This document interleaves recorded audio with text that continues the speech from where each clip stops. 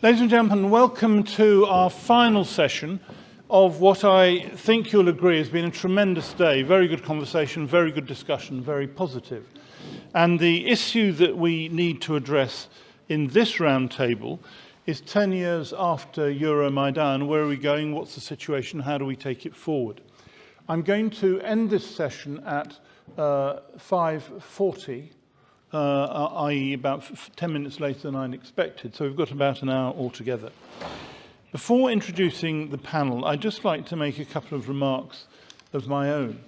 When I've tried to understand what has changed and how we think about things, I've identified 4 different aspects which I think have been reflected through the day since 2014. The first is the absolute clarity that Ukraine's future is European. There was some uncertainty about that. We've talked about it through the day, what was the opinion in Ukraine and so on, in 2013, 2014. But the events of 2014, and of course even more so, the events of February 2022, have made it absolutely clear that the long-term destination of Ukraine is to be as a European member, a European power. I think that's immensely significant. As I say, it wasn't obvious 10 years ago that was the case. It may have been probable, but it was a conflicted view. But I think that underlies the thinking of all of us in how we approach these things. The second conclusion that I draw, and again it's come through very clearly today, is the incoherence of efforts to deal with Russia and what Russia is and how we take it forward. At the sophisticated level of getting agreements across the alliances and so on, there's a lot of different opinions, a lot of different approaches. We've talked about some of them. Some people have raised ideas of trying to intervene more directly with Russian public opinion and so on, but the military thing underlies it all. For me, there's one thing that hasn't been mentioned, which seems to me particularly significant. The reason I got personally involved in the whole of this is that my wife's mother was Estonian and fled Estonia in front of the Russians in September 1944.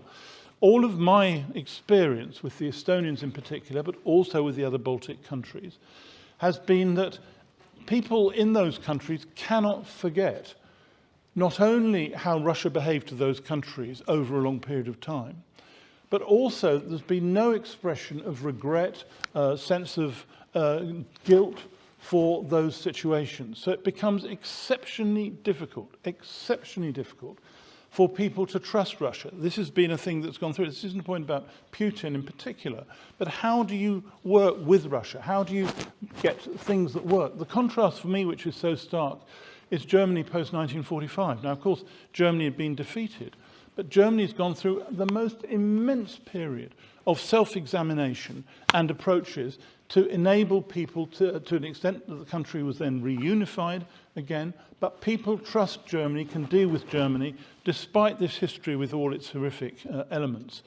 Russia, that's never happened at all. We're nowhere near that point. And the problem, some of the speakers have referred to it, it will take, somebody said 2 generations, maybe that's the right amount, maybe not. But to get to a state of affairs where Russia acknowledges that the ways in which it's behaved at important key points of its history make it extremely difficult for people to build a trusting relationship with that country. And I think that's a problem which insufficient attention is given to. I don't have a solution to it, of course. It's a massively difficult problem, but I do think it's a very important issue when we think how to address this problem. The third element, which I think has become absolutely acute since 2014, is the need to address our international security relations, in particular the role of the UN, the role of the UN Security Council, the role of the whole of the agencies. The UN has massively lost authority, in my view, in the last 10 years. That's not a good thing, in my opinion. I think it's a very bad thing. But it leads to a state of affairs where this has to be thought through.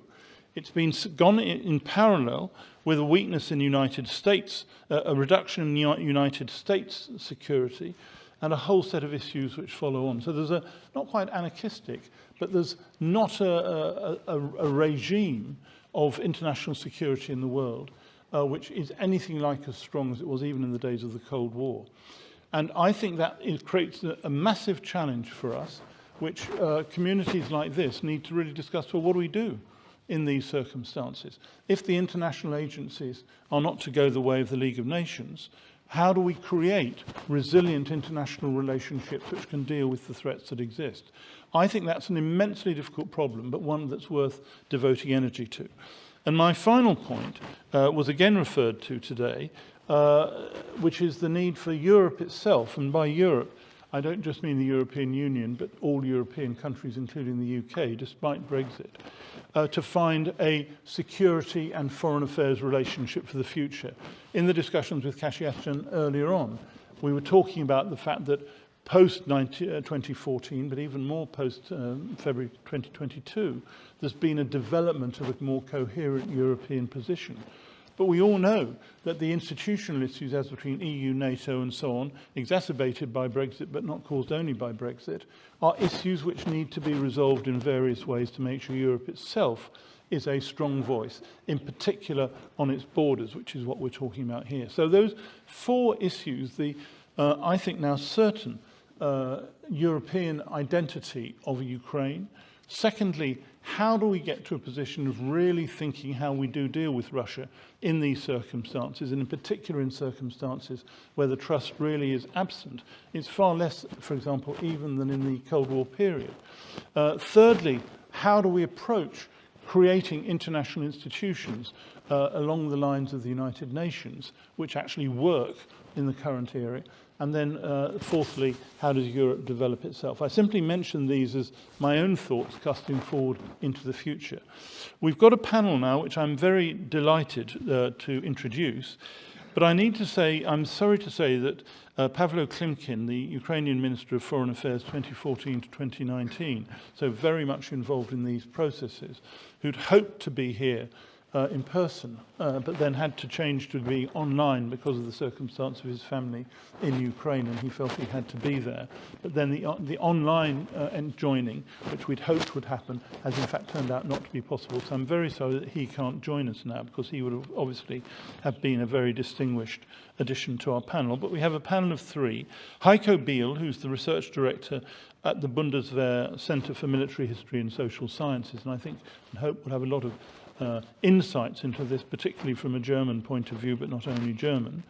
Kaimo Kuusk, who was the Estonian ambassador to Vilnius and then to Kiev in 2019 to 2023, and Matti Maasikas, the head of the EU delegation to Ukraine until last year. So it's three excellent panelists, and I'm just going to go through one by one to ask your contributions to this, and then I'd ask you to be fairly short if you can, so that we can allow some contributions from the floor.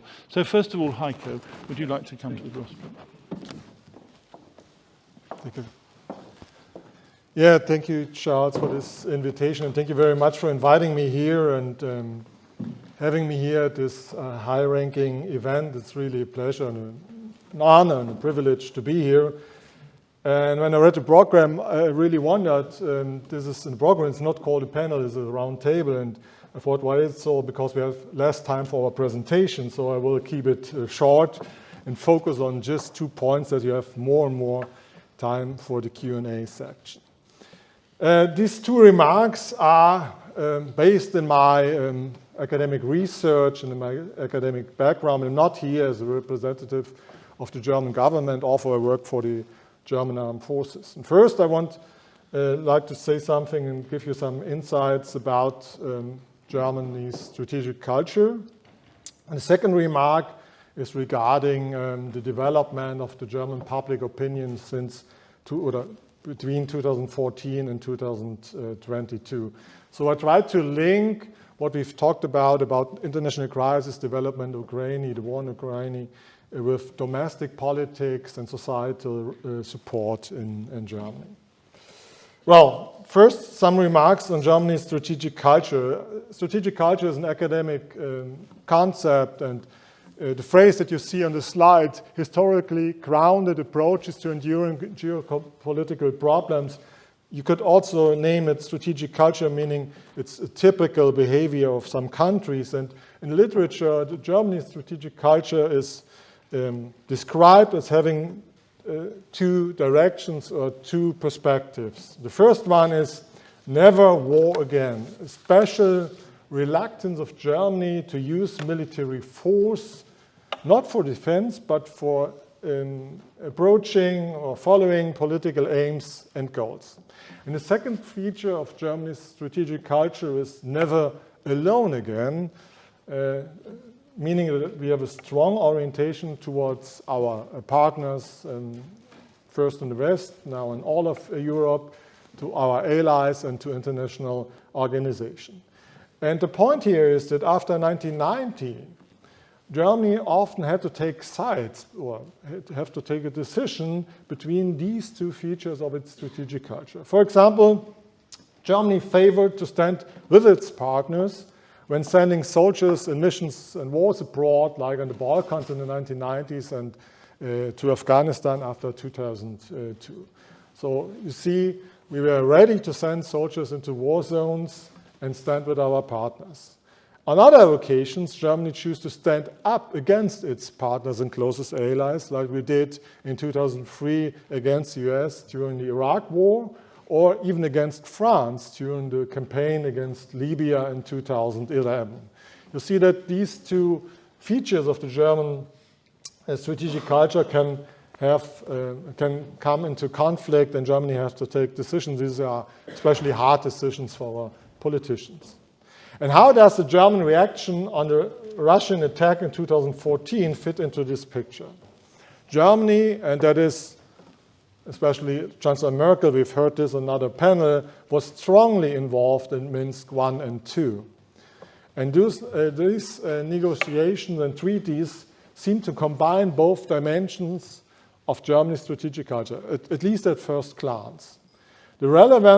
The treaties showed the relevance of political talks and diplomatic tools to solve international conflicts. There's a deep belief in the political elites and even in the military elites. You have heard General Fahrt's statement here that not military force, but only political means may solve an international crisis. And Germany, that's one feature. And the other feature, Germany also acted together with its partners, especially with France. You remember that President Hollande was also involved in this team and these negotiations. But, of course, this view neglects the relevance of geoeconomics, the German dependency on Russian gas, which even increased after 2014, the invention of Nord Stream 2, and the fact that these decisions were taken against the advice of our American and our East European partners. There are a lot of people from Eastern Europe here in the room, and they know that Germany ignored these advices and the views of the European partners in the East. But the underlying assumption of Germany and the calculus of the German foreign policy and security policy was that Russia would not act against its own strategic interest. And these strategic interests were understood as an economic interest, as a favor for stable economic exchange, and also a desire to maintain political stability in Eastern Europe and inside Russia too. I mean, in the end, it was a very liberal worldview, if you want, so a little ironic given our history that Charles Clarke already has mentioned. Of course, the hard awakening came in 2022 with the full-scale invasion of Russia. Now, to my second remark on public opinion, how did the German public react to the Russian invasion in 2014? Here I can rely on our center's annual public opinion polls. We've heard about the public opinion shift in Sweden and in Finland, and we have similar or comparable developments also in Germany. Public opinion in Germany changed significantly after 2014. For example, there was a tremendous rise in the support for higher defense spending. In 2013, just before the invasion, only 20% of the German public favored higher defense spending. And just 2 years later, 2015, we could show that more than half of the population favored higher defense spending. That's really an unusual shift over 2 years. However, what was missing in the public opinion was that Russia was not seen by a majority as an essential threat for European or for Germany security. Even after 2014, only a third of our respondents said that Russia is a really threat and a military political opponent. Another third said that was ambivalent in this attitude towards Russia, and the last third even had some sympathy for Russian culture, or even for Putin as a strongman, or Russia as such. You might blame the population, German population, as naive in this regard, but public opinion was merely reflecting the positions and the behavior taken by the political and economic elites after 2014. You have to keep this in mind. Therefore, 2022 came as a shock. You know that our first reactions were dramatic. The Zeitenwende speech by German Chancellor Scholz, and 100 billion euros which are spent in addition for a German procurement of weapons and munition. The shift in public opinion in 2022 was also dramatic. We have never seen such a shift in public opinion in almost 30 years of polling. Now, a lot of things have changed, but the most important issue here for us is that Russia is now seen as a clear threat by a clear majority of the German public opinion. Roughly 2/3 up to 3/4 of the German population agree to this statement. And against everything you can read about the mood in German public, this public opinion is more or less unchanged over the course of the war over the last 2 years. Just to take it, to came to the end and take this together, I would add that Germany between 2014 and 2022 behaved like an economic superpower. When it was in our interest, we even bullied around our closest partners and allies. And at the same time, we acted more or less like a third-class military power. There was a gap in certain ways. And in 2022, Germany learned it the hard way that in international affairs, you cannot separate political issues from military issues and economic issues, but you must think them together and handle them together. But if this is the main lesson for Germany, I would say it's also a lesson for other European countries, which are not presented here on the panel, on other things, in other panels here in the audience.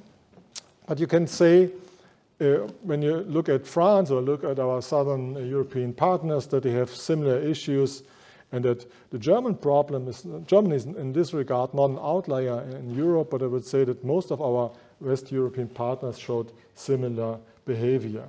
Thank you very much for your attention. Thank you very much indeed. Kaimo, fantastic.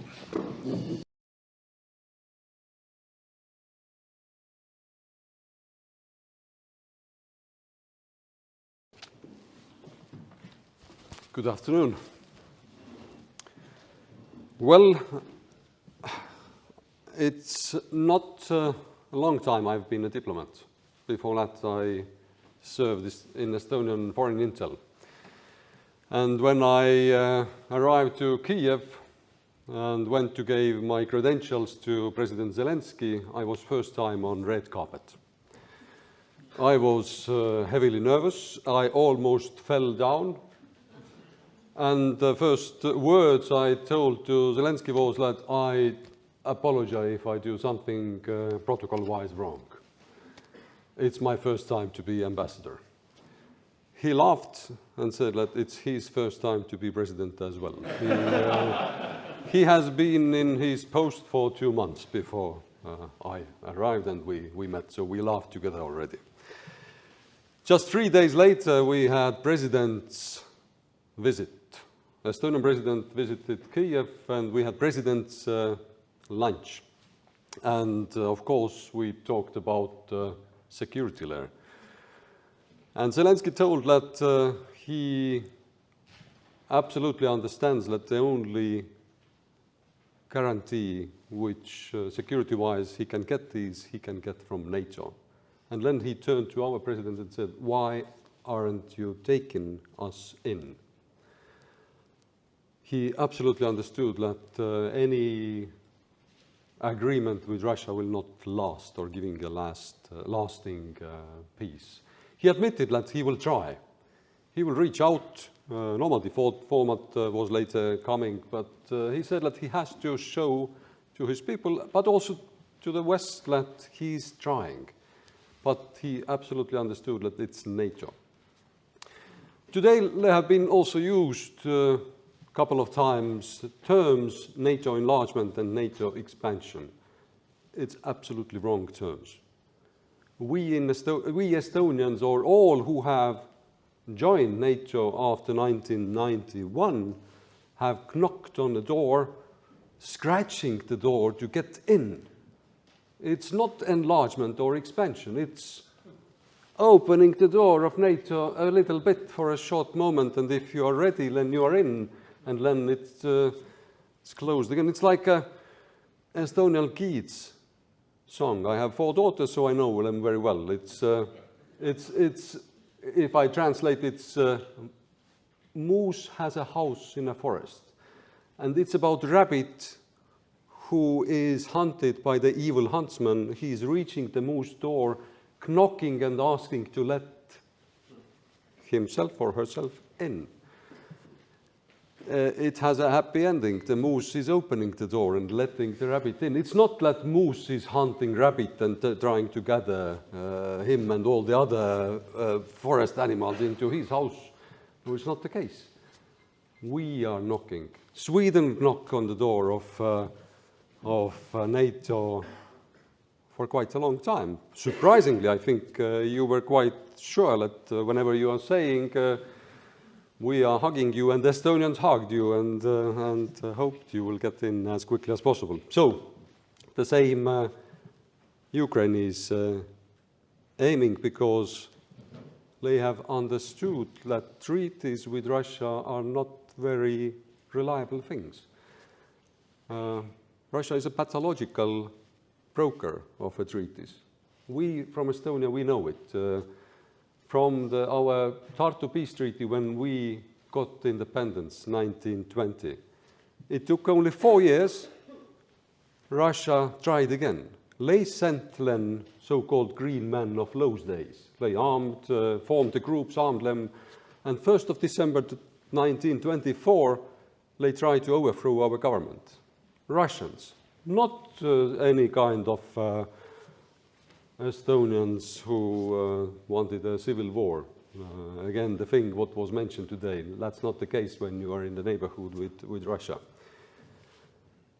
We resisted them, but it wasn't so in 1939, when we find ourselves to be alone, and then we were occupied.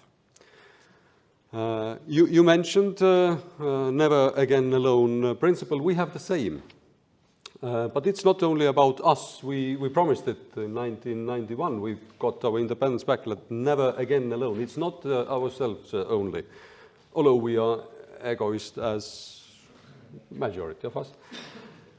It's also about democracy who is suffering authoritarian state attacks. So that's why Estonia is helping Ukraine, have delivered javelins before the large-scale war started. I was there. I was handing them over 5 days before large-scale war started.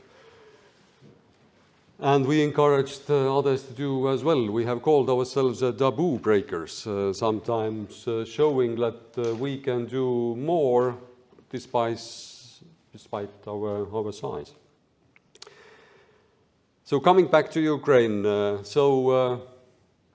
Zelensky continued its reforms, went against toxic oligarchs. Medvedchuk has been named today. But he was not ready to let the state being break up by some kind of a deal with Russia. And then Putin obviously saw that this guy, he cannot break. So Russia decided to attack. Morning 24th of February, I was there, Matti was there.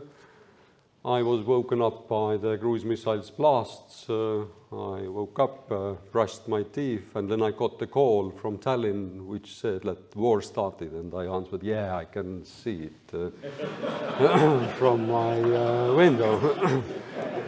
It was a quite crazy day. We were calling with Matti, with each other.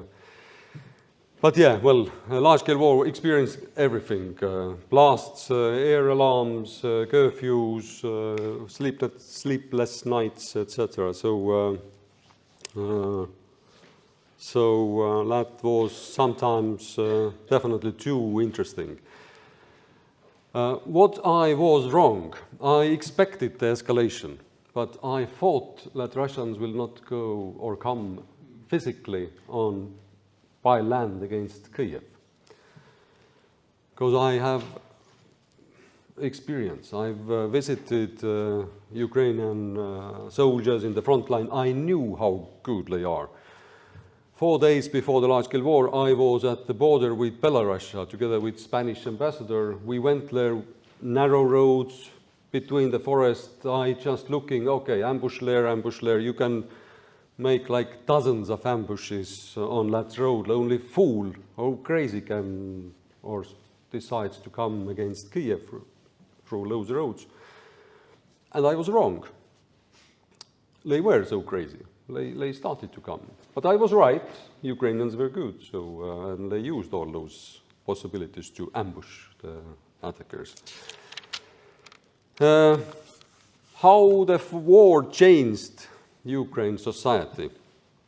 I think what happened during the days already before the large-scale war was the feeling of ownership, what I saw in Ukrainians. Ownership that you own your state. And if you own your state, you fight for that. It's the feeling what citizens have. I will go to vote because I own the state. Large-scale war boosted it even more because they are dying for the state they feel they own. The same is with corruption. The tolerance against corruption have definitely dropped during the large-scale war, but also because of this ownership feeling, because a normal person is not stealing from your own pockets. Well, if you feel that you own the state, you are not trying to steal the resources of the state. I also saw during this ownership thing the de-Russification. First, I thought that it's very normal to have this two languages, and the nation is not tied to language, as in Estonian. We think that if you speak Estonian, you are Estonian, actually. But in Ukraine, I went to a wedding September 22 with my family. We were invited in Dnipro, not far from Zaporizhia. It was fully Russian language wedding. Only thing what was in Ukrainian was the certificate from the office, which was read in Ukrainian that the couple now got married. The rest, the whole partying, everything was in Ukrainian, but they were crazy Ukrainian patriots.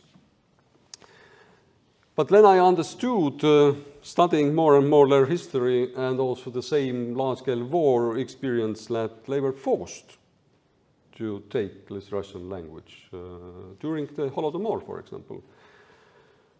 2 Holodomors, in 30s and after the Second World War as well. And that's the piece what I've today also heard, that maybe bad peace is better than a good war. But exactly this bad peace killed 3 million Ukrainians before Second World War and 1 million after the Second World War. And they were forced to take this Russian language. One thing I remembered, Zelensky, the same 2019, when the opposition was a bit worried, mildly said that maybe he's going for some kind of a deal. There was a Holodomor anniversary. Zelensky gave a speech saying, "We will not forget, we will not forgive." The guy who is saying, "We will not forgive," is not planning to go to some kind of deal breaking the country. And yeah, that's more or less, I think, from my side. Thank you very much. Fantastic. Thank you very much. Kaimo, that was fantastic. Thank you very, very much. Very touching as well. Our last panelist, delighted to welcome, is Matti Maasikas, the head of the EU delegation to Ukraine until last year. Matti. Thank you very much. Really honored to be here. Let me start by commenting some of the things that were said earlier during the day. Professor Utkin claimed that Putin went after Ukraine because he felt bored with the Russia as it was. I think it's a grave mistake. The thing with Putin is that he is pretty open and straightforward with his aims. In summer 2021, he issued this historical essay of the friendship between the Russians and Ukrainians, which clearly said Ukraine's sovereignty is possible only in alliance with Russia, and second, if you go to NATO, you get war. And then 21st of February 2022, he went public, going through all the sins of the regime in Kiev. Among them, he quoted in detail some recent justice reforms, court system reforms that Ukraine had done with the international experts' participation. No. It was all about Ukraine slipping away. That's why he invaded Ukraine. To any foreign policy professional, even to hint that the Minsk agreements were a solution is simply laughable. Minsk agreements, any implementation of Minsk agreements would have taken coordinated steps and compromises from both Russia and Ukraine. And this was never in the cards, especially on the Russian side. And then, of course, even to hint that some moods among population or one's interpretations of some moods in populations could serve as a pretext, as a justification of invading a sovereign country and taking away its territories is beyond any. Right. Now on Ukraine and Europe, Ukraine and the EU, as you rightly said, Charles, Ukraine's future is European, and I'm very proud of the way how the EU has been able to rise to the occasion on that. The EU has been able to change several of its policies, most notably on the enlargement, its enlargement policy. Only in February 2022, the EU became really geopolitical. For geopolitics entails, among other things, taking sides. And the EU had not been good in taking sides. This time around, the EU clearly said, we are on Ukraine's side in this. The EU was able to invite Ukraine to join, to grant the so-called European membership perspective. So in a strange way, in 2022, the EU became to represent hope for Ukrainians, especially against the background that NATO, for the reasons that are not for me to criticize, NATO as an organization was not that active in helping Ukraine. Of course, vast majority of arms that Ukraine, weaponry that Ukraine gets from NATO member states, but NATO as an organization was not was not as visible. All the more so, the EU became to represent hope, but not only hope. The EU, again, due to its nature, became to represent predictability in our support. Up until, when the full-scale war started, several big things, decisions of assistance were taken by several players. They were all ad hoc decisions. Of course, Ukraine is at war. It now needs this. It now needs these weapons. It now needs 2 billion of macrofinancial assistance. Those decisions were taken.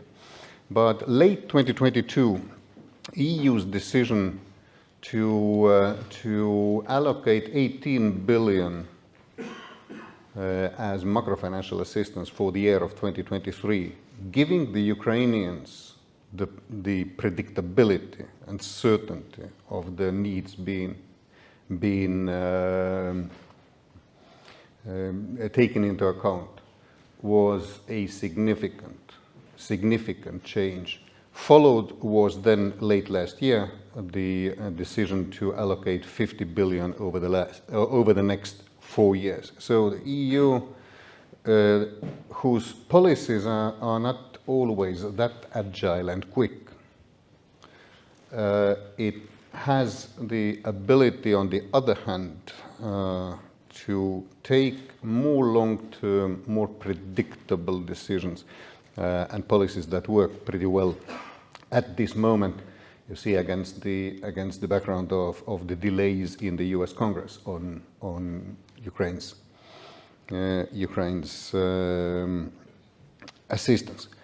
Many things still need to go right and need to be done right in order for Ukraine to join. And first of all, Ukraine, like any aspiring member state, needs to adopt all the acquis communautaire. Fortunately, this term already was spelled out earlier today. And it's for the simple reason that the vast majority of the EU law is about the single market. And a single market cannot function if in one part of the market not all rules, standards and regulations are followed. So it very much remains a merit-based process. On the EU side, several things need to go right as well. As always with enlargements, there are the intra-EU discussions about institutional setups and balances. I don't think it will be such an issue. In the end, what is the issue is money. If all the rest, all the other elements stayed the same, and Ukraine joined today, the budget of EU's common agricultural policy should be almost doubled. For they have not only the world's best soils, but also a pretty effective and large agricultural industry. Fortunately, no EU treaty says that all the other things need to stay the same. For every EU's 7 years budgetary period, the big money-consuming policies are being reformed. So one very crucial point for all friends of Ukraine and friends of enlargement to watch is next year the European Commission needs to present proposals for the next budgetary period, 2028 to 2034, and along with this also the reform proposals for big money-consuming policies. If we can prove that our budget is enlargement-proof, then we have the chance to keep the momentum. And a last thing, Charles, that you said about the perception, especially among the Baltic nations, that Russia hasn't changed. 10 days after its liberation, I visited Kherson with my colleagues, ambassadors. We met a middle-aged man who had spent 6 months in Russia's captivity. And his talk about the conditions that were there were exactly the talks of the generation of my grandparents of 1940s and 1950s, of Gulag and Siberia. So yeah, nothing has changed. And Professor Voyager, if I get the name right, earlier said we should have known better. Oh yes, we should have known better. The mother of all mistakes here. And I end with that.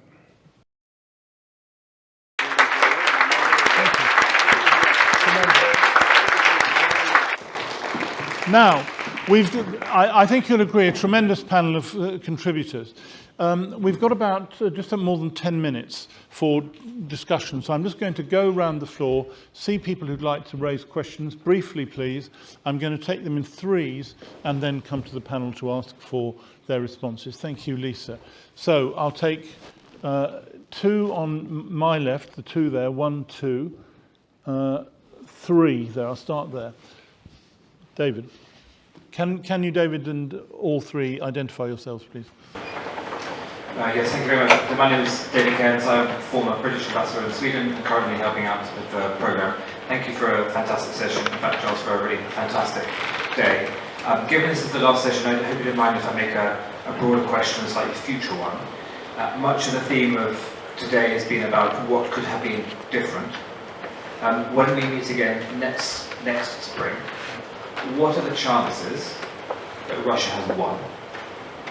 And if he does win, what are the chances that President Xi in China has watched the West abuse Ukraine and decides to do what he has been very clear about what he wants to do for the future of China and tries to unite it?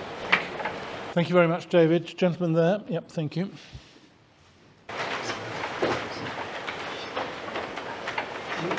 Mike Nelman, former Professor of Economics at the University of Amsterdam. I have a question about possible membership of Ukraine in the European Union. Some years ago, I was at an international conference, and there was a Turkish gentleman there, and he asked me, why is it that the EU wasn't quicker with admitting Turkey into the club? And I said, well, the problem is that Turkey has got too big a population. And at that time, Turkey had a population greater than any other EU member, which means that where decisions are taken on a democratic basis, then Turkey would become the leading country in the European Union. But obviously, France and Germany would oppose that. They want to keep a strong position in the European Union, and the smaller countries would have opposed that.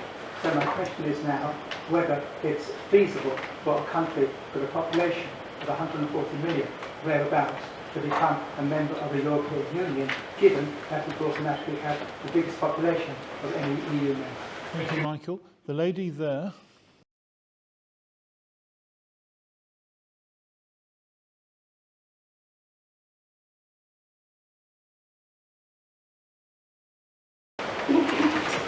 Thank you for a brilliant conference. Marvelous day. Thank you very much. My name is Michelle Auger. I'm the country director of the German foundation called Friedrich-Ebert Stiftung. And my question goes to His Excellency, the Estonian ambassador. You are dealing not only in your country but in the Baltics in general with a large or relatively large Russian minority. And what does that mean with regards to Russian influence, especially via social media, and how would you say can your country cope with that and be resilient? And last question, if I may, are there any recommendations from your country to our societies to become more resilient when it comes to this kind of Russian influence? Thank you. We'll just go straight down the road. Pick whatever you want to answer to of those three questions. It was not a direct question for me, but Ambassador has asked about the future of the war in Ukraine. Of course, we don't know, and you've mentioned China. What you did not mention was the outcome of the US election, and I think that's even more, also an important factor here.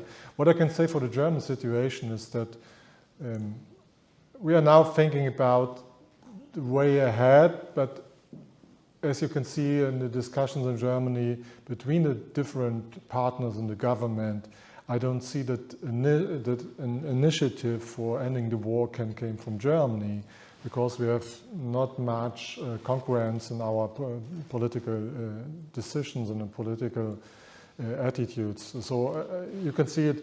I mean, the relationship to France is really in a bad shape at the moment. So there's no precondition that Germany can lead the way ahead out of the war in Ukraine. So it's bad news, but I think that's a realistic approach at the moment, unfortunately. Thanks. Thank you. Thank you very much. I think next year Russia will not win. Ukraine will win. It will take time, but China definitely will follow the path if they have a chance, and we are not helping Ukraine to win. Russian minority. I will tell you a short story. There were days back then when European Union had the programs for cross-the-border regional development.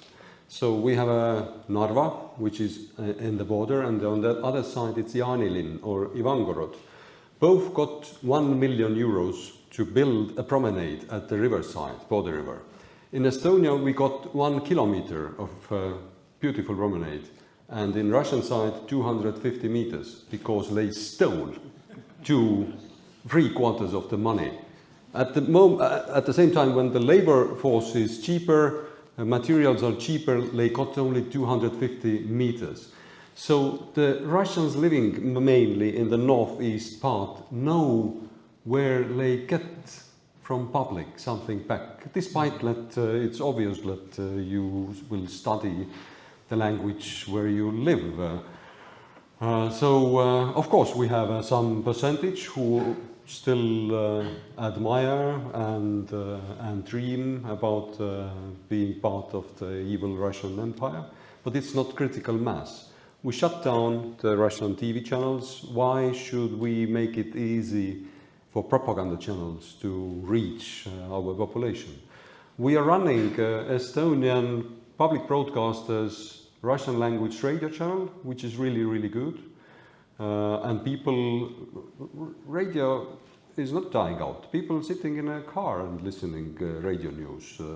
And we have a TV channel in public broadcast also, one of the TV channels in Russian language. How to make them watch Estonian news?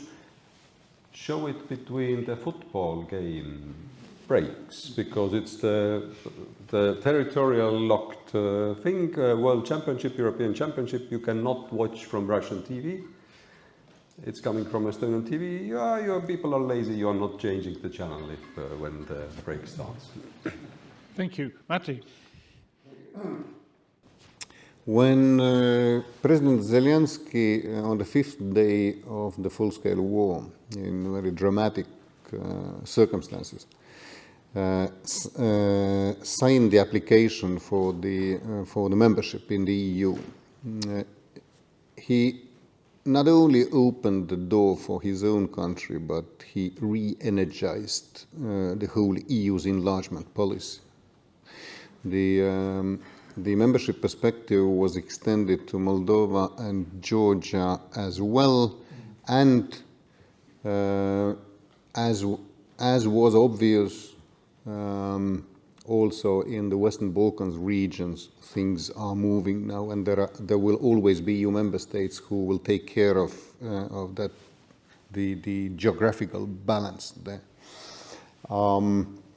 I'm absolutely optimistic that a country of now, unfortunately, already less than 40 million people, like Ukraine, can join the union, provided that the motivation stays there and right now the Ukrainians are very motivated, and that on the EU side the understanding will be maintained, that it is our obligation, it's the right thing to do, and it's also a good thing to do. To win a new member state, such a big one with such economic potential, an agricultural superpower in this pretty volatile region, there are an awful lot of benefits on the EU side as well. So I am optimistic. Thank you. I'd just like to say to Michael, I don't think the comparison with Turkey is quite as relevant. It's not simply about population size. When I was Home Secretary in Tony Blair's government, had two conversations relevant to this. One was with Nicolas Sarkozy, who was the French Minister of the Interior, and he said, we, meaning France, will never allow Turkey to come in because it is a Muslim country, and that's against the character of the European Union. That was a private remark of his, but I thought it revealed some attitudes. The other conversation I had was with the then Minister of the Interior of Bavaria, who was thought to be likely to be the Minister of the Interior of the federal government, but there wasn't an overall CSU majority. And we had a dinner in Berlin, and we had this conversation over dinner. And I said, well, why will you not allow Turkey to come in? Because, of course, the British government was in favour of Turkish membership of the EU. And he said, the time is not ripe. And I said, well, when will the time be ripe in your view? And he hit the table and the food went up and down. He said, the year 3000, he said. That was his answer. Which calendar? Which calendar? Good question. All I'm saying is I'm not disputing the point you make, Michael, but I think it's not purely a population question, the Turkey versus Ukraine question from that point of view. Now, another round. I'm going to take William, I've seen. I've got three there, okay. I'm going to take William Wells first, but can I just say to you, William, works at Rothschild's Bank, who are sponsoring today. He has been an extremely strong supporter of the whole of this programme, which, William, we greatly, greatly appreciate. Your personal commitment to the Baltic region and in many, many ways is something we value very much. So I'm delighted you're here. I'm delighted you're giving us your money, and I'm ready to listen to your questions. Me too.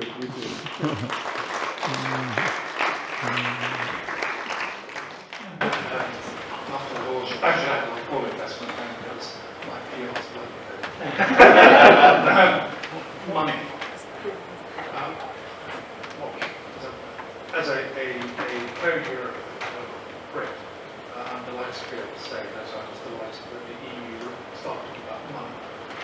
And relating to 2014, the last decade, and what's been very distinctive in my view about the Baltics has been how they've recognised that defence and security costs a lot, and it has an impact on what we expect of your nation's taxpayers and national budgets. Given the scale of rearmament needed in Europe, and given the scale of reconstruction and recovery in Ukraine, the EU has never absorbed someone who needs to spend over $500 billion just to get its infrastructure and housing sorted. How do you see developments in the last 10 years and going forward, getting European governments, and including the UK, to understand that there's going to be massive pressure on the budget. Other things have to give way to the vote-losing defence and security agenda, which works if you're threatened by the Baltics, but doesn't work if you don't feel threatened. Thank you, William. Now, there's a couple of other questions I saw down here. Who was that? Jorg? Davidus first. Douglas from our panel early in the morning. A question to Matti, who is probably the most relevant here, to talk about prospects of EU membership of Ukraine. You already hinted very delicately how EU will deal with the question of agricultural sector reforms. The usual person's way of throwing money at the problem. True, it works. It works sometimes. Let's hope it does. I do hope, honestly, as you say, that if the EU might open room for eventual real chances of Ukraine's membership. I think the problem is when we see Polish truckers and Polish farmers still continuing the blockade. We're talking about free trade. They're not even happy with free trade. So imagine how difficult the discussion would be if we are really discussing with Polish farmers about sharing subsidies with Ukrainians. So I do agree that throwing money at the problem might help, but honestly also with regard to other sectors, not just agriculture. Where do you think there is need and room for changes in EU policy in order to allow and create room for EU to enter? Apart from the agricultural sector, we're talking probably heavy industry, probably green, probably the Green Deal and etc. So my point is that clearly expansion will help, and monetary expansion will help, but also there should be some efficiency squeeze. So where do you see room internally within the EU for that, in order to allow room for Ukraine to... Thank you very much. I'm going to take two more before going to the front. Jörg and then Agita. Jörg. Jörg Hackmann, University of Szczecin and Association for the Advanced and Baltic Studies. Follow-up questions regarding your abilities to look into the future. So, how do you see the danger that Putin might start another attack and follow his, let's say, historical essays, and also will expand his activities, military activities towards the Baltic states? Thank you, and Agita finally. Piret, did you want to ask a question? Yeah, okay, so I'll go Agita and then Piret. My question goes to the notion of motivation. I was very pleased to hear when Ambassador of the European Union mentioned that they are very motivated to become a European Union member.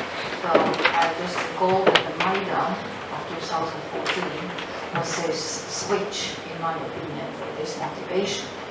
But my question goes, and the motivation, just let me tell one line of Ukrainian anthem. Very quickly. Very briefly, only one. That they are ready to give their life and soul for the freedom. Yeah. So I think this is also for the European Union. They are going to do that, to come down to the earth. Do you think they are skilled to negotiate with European Union the membership? How good they are in this, and how European Union will help them? Thank you. Thank you very much. Piret, the final question.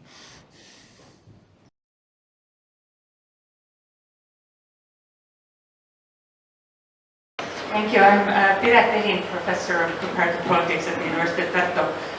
I would like to ask the panelists, today there has been at least some discussion about how prepared or ready the countries in the Baltic Sea region are for a potential Russian attack or aggression, how they prepare themselves.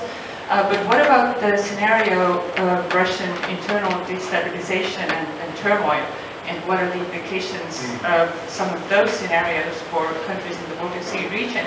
What kind of imperatives in terms of being prepared might stem from that, and how the plans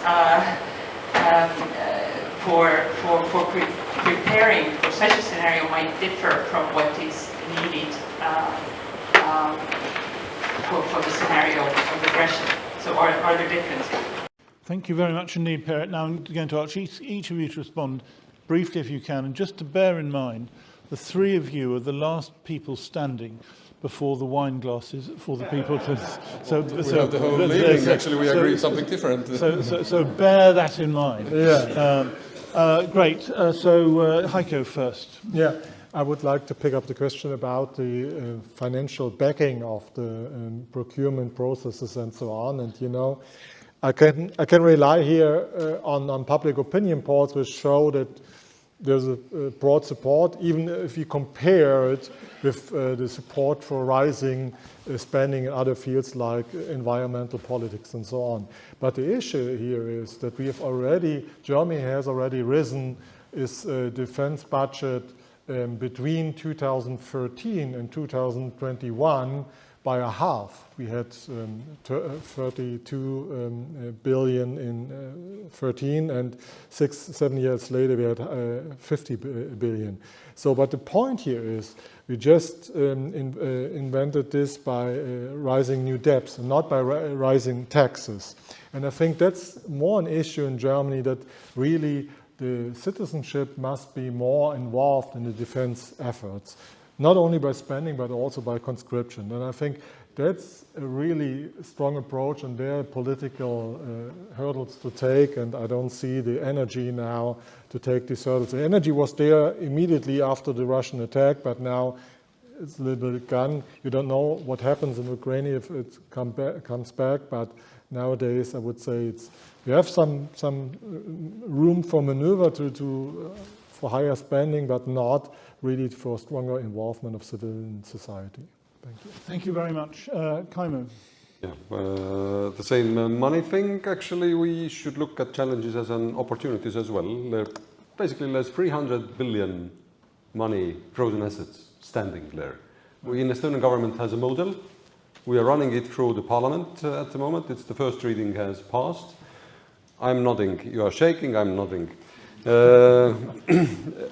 Putin and attacking free Baltics. I think we are talking that, hey, well, let's wait, the test will come. The test is already there. They are testing us. 4 times the missile has gone through the Polish airspace. What's that? That's the testing, actually, how the NATO would react. Red Sea, what's happening?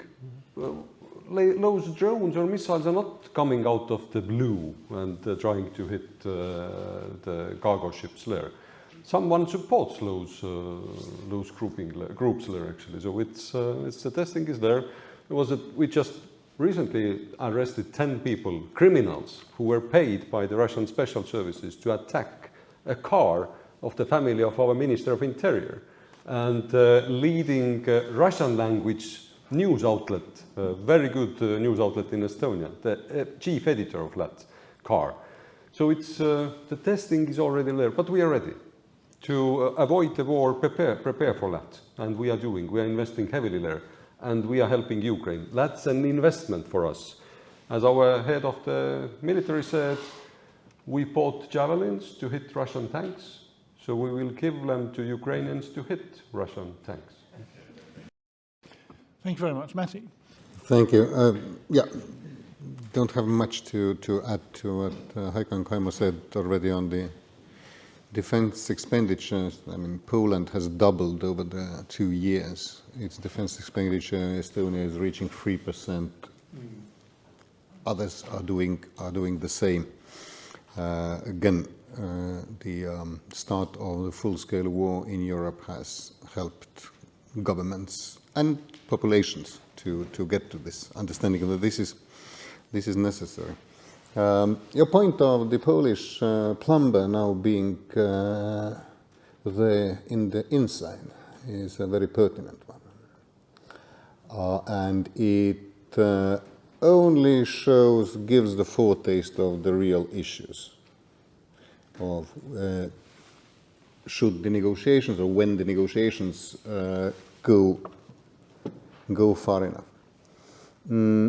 At the same time, may I remind you that enlargement has never been a popular policy among the existing member states. I leave out President de Gaulle's 2 vetoes on UK's membership, but I'm old enough to recall how the French farmers were absolutely mad in the 1980s that those poor and very agricultural Spaniards and Portuguese will come in and eat up all their subsidies. Always solutions were found, and will be found this time around as well. The first real step on the membership process is the European Commission's questionnaire to the applicant country, 2,000 questions on each and every aspect of the life, basically about the ability to implement the acquis communautaire. Some candidate countries have been able to answer within 8 months, some for some it took 12 months, for Ukrainians it took 10 days. There was some EU help as well, but it was not crucial. Oh yes, one of the lessons for me also from this fantastic conference today is that we should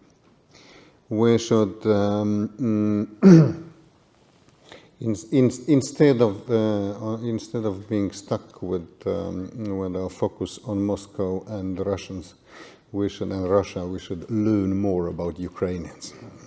It's quite a different world, and they're extremely innovative and extremely able to focus on concrete projects like that. I'm relatively hopeful there. On Russia's internal destabilization, of course, not really my brief, and it's speculation anyway. We are now on the third year of a full-scale war. And all historic parallels, of course, limp at least one leg. But if you see where the countries were in 1960, right? Some countries grow stronger under this pressure, some grow weaker, and cracks may occur. We don't know. Okay, before I make some housekeeping remarks, can I just express my personal appreciation to the panel? I think it's been a tremendous conversation. I'd also like to express my appreciation to you for the questions you've asked. Actually, throughout the day, when we've had time for dialogue, we've had really excellent questions coming in, as we've had in this session. So can we just express our appreciation to the panel?